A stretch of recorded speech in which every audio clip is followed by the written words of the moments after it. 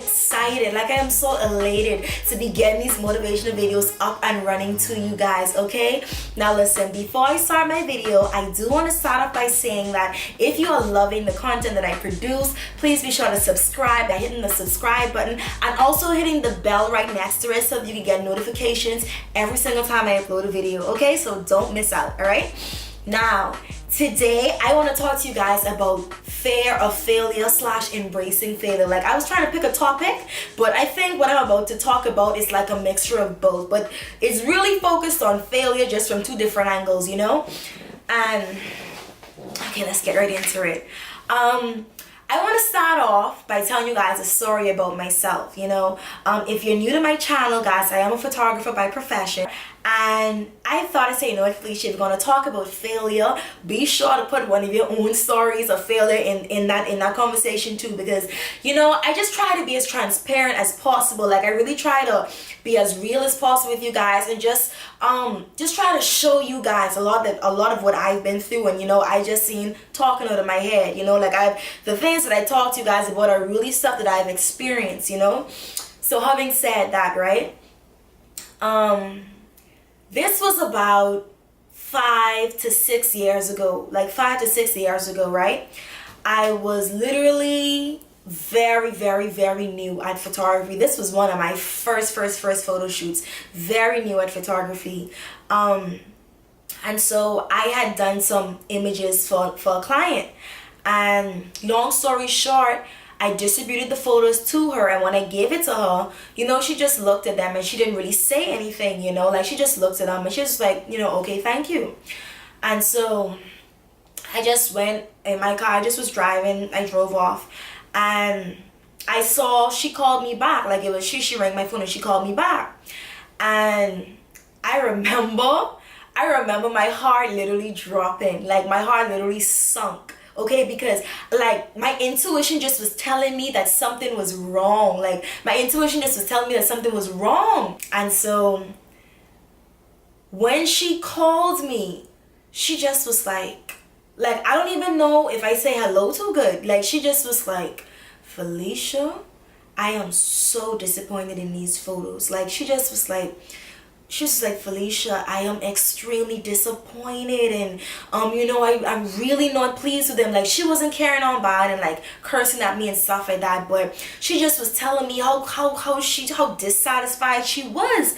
And man, I was driving, and you know, I had my phone to my ear, and you know, at this point I started driving slow. I started driving slower, you know. And so I driving and I listening to her, and you know, I just got quiet, like dead quiet, and she just was telling me what's wrong with them, and she just was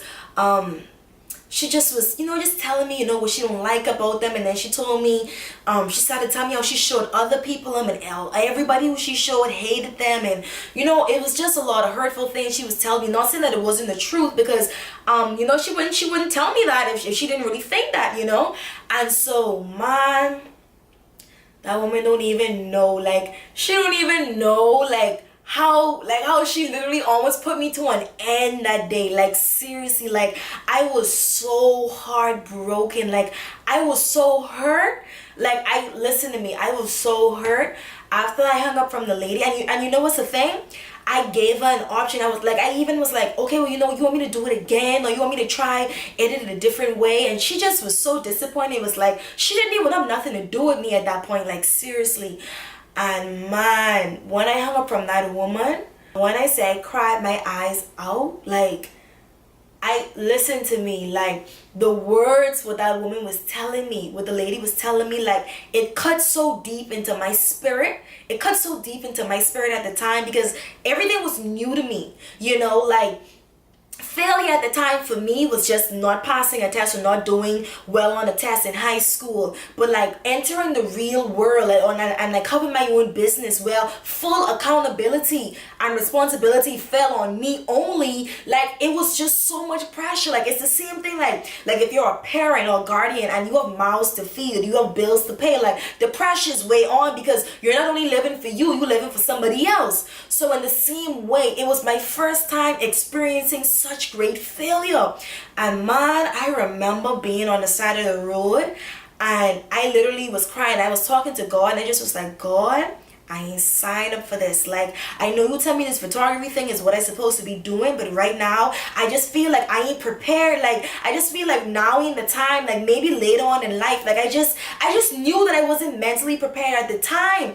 And so I just literally, like, that whole week I was contemplating if I still should do photography. Like, I was like, Phylicia, you sure you even could make a decent living out of this? Like, based on what the lady had told me in the conversation, like, it just sunk so deep into my spirit, into my mind. Not saying that she lied or anything like that. That was her truth, but her truth, it sort of, like, it attached to my spirit. And because I failed at a job, I began looking at myself as a failure, like I started to identify myself as a failure. And so what I began doing, I just started talking myself out of becoming a photographer. I talked myself out of it for like weeks. I was talking myself out of it. I was talking to God about it a lot.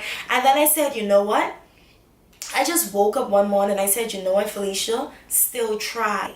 Like, still give it your best effort. Like, right now you may not be the most confident person. You may not be the most fearless person right now. You ain't even the best photographer right now. Like, seriously. But still try. Still make effort. I wanted to give it my all, my absolute all, before I just threw in the towel.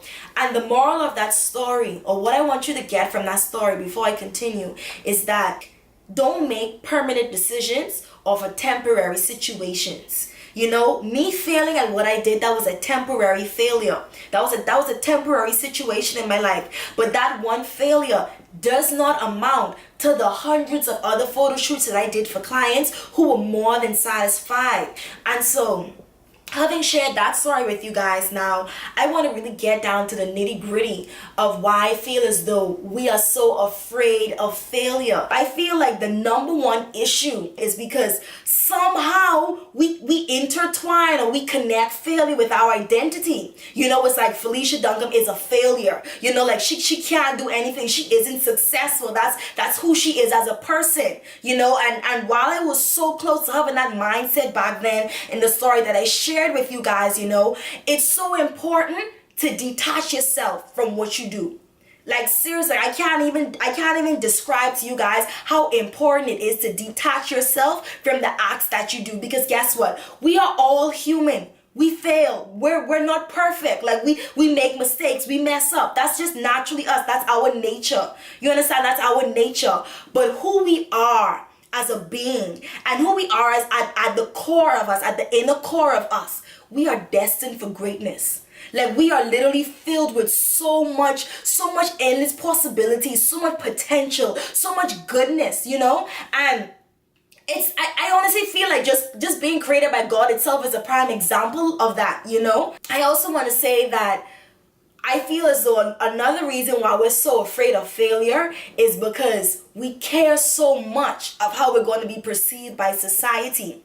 We care so much how people are going to look at us. And it's so crazy because we literally taught ourselves how to think that way. Because think about it. When we were a baby, I know we can't really remember like when we were a toddler, right? But just look at the children around us, right? Anyway, but think about it. When we were kids, when we were toddlers, right? When we were learning how to walk and we did our first one or two baby steps and we fell, right? It was either you cry because you fell down too hard and it probably hurt you inside, or you just get back up and try to walk again because your goal is to get that toy or get that milk or just get whatever that you want, right? But now it's like when we fail, we care so much about I know they're talking about me. I know they're going to be saying bad things about me. I know people probably rubbing it in my face, like we value people's opinions so much. And what it ultimately does is it prohibits us from getting back up. What shouldn't be the goal. I'm not trying to say that it's not hard to completely ignore what the critics have to say, because people could be very cruel. People can be very, very, very cruel and very harsh when you fail at something. A lot of times I feel like when you do something bad, or when you fail at something, or when you just don't do a good job at something, that is going to get it's probably gonna get more talk about than when you do something good. You know, like if you just do something extremely bad, like that's gonna get a screenshot and it's gonna be like, well, where this girl going with this, or what they was thinking about that, or you know, like X, Y, and Z stuff like that. But if you do something good, it's like toned down a bit. It's like, oh yeah, well, I see she started her own business. Oh yeah, But when you did something bad, like you probably failed or got the lowest in the class, that was big talk inside the group. Like seriously, like that was big talks inside the group. And so I just say all that to say that your mindset is very important in terms of how you look at failure. You know, where I'm at now in my life and in just as a business person now, I embrace failure. I have made it my business that whenever I fail at something, I try to learn how to get better at it so that I won't fail again. And even if I fail again, all I did was eliminate one way that it didn't work for me. You know, so I don't want anybody watching this video. I don't want you to give up on whatever you're working on now. If you fail at something, get right back up. Get back up like you have nothing to lose, because you don't have anything to lose. You know, like, you know what pushes me? One of the main things that pushes me is knowing that one day I am going to die. Like literally one day Phylicia Duncan will no longer be on this earth. And I want, when I'm on my deathbed, I want to be comfortable. Like seriously, one of my ultimate goals in life is to be comfortable on my deathbed, because I want to be so fulfilled. I want to be so fulfilled with satisfaction in knowing that Phylicia, you did every single thing possible while you were alive to just fulfill your purpose. You know, I don't want to regret not trying again because of factors that don't even matter or shouldn't even matter. I don't want to regret not taking a risk or taking the chance or the opportunity because of, again, factors that don't even matter or shouldn't matter. You know, like a lot of times we talk about how we have one life to live and all that other goodness, but like sometimes we really have to integrate the things that we probably say to people, or the quotes that we read online and we post it on Snapchat or Instagram or whatever the case. Like, no, like post that in your heart or post it in your spirit. Like make that the blueprint of your life. Okay? And so I just want to encourage you, you know, as opposed to being so afraid, so fearful of failure, embrace it. Embrace what's happening to you, because listen, the more you fail, the more opportunities you have to be better. Because every single time you fail, when you get back up, you learn something new. You become more skillful. You become more knowledgeable. You become more wiser as a business person, as a person. You just become more refined, you know? And so if we allow the failing to stifle us, we will never, ever, ever grow. You know, and of course people are going to talk. Of course there are going to be the negative Nancy's out there trying to shun your dreams or just make you feel as though you're crazy or you're stupid for getting back up. Thomas Edison, the reason I have this ring light in front of me right now is due to that man. He literally over 900 times, I think it's 999, but literally over 900 times, this man tried and tried to create a light bulb. And every single time he tried to do it, he failed. And of course, you know, people's on the side of the road saying this man just stupid, this man wasting his time. But it's always impossible until it's done. You see what I'm trying to say? Me and what I'm trying to do with my business and what I just try to be as a person, I know that it's going to take a lot of times me falling down as an individual. Even the success that I want now for my life, I don't even feel like I'm ready for that. But I'm willing to fail until I get there. I'm willing to fall down as a person. I'm willing to get back up as well. Because I knew ultimately that the person that I want to be in life is greater than any other obstacle around me. It's greater than what people have to say about me. It's greater than what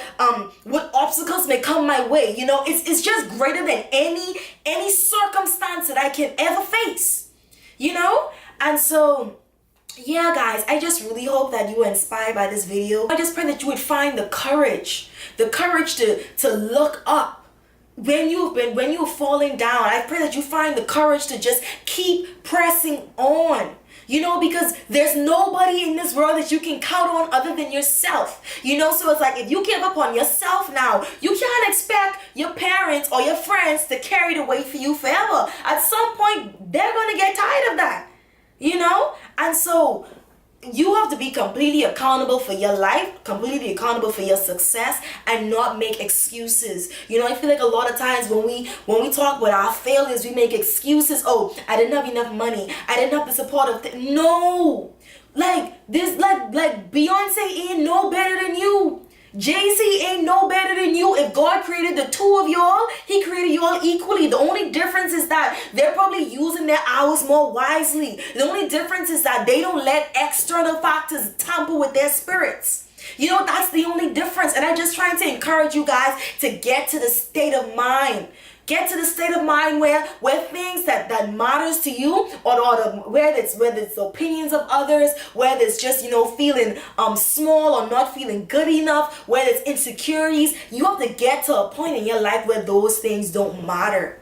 Because success is calling on you. Success is waiting on you. People are waiting to be inspired by you, you know? And so I really hope that you guys enjoyed this video, and I just want to thank you in advance. Like, I can't stop thanking the people who support me, like the people who I've never even met before, like the people who probably live in different cities or islands or states, like just people who I've never met before but probably rooting for me. Like, I just want to thank you so much. Like, I really appreciate it, guys. So until next time, guys, bye.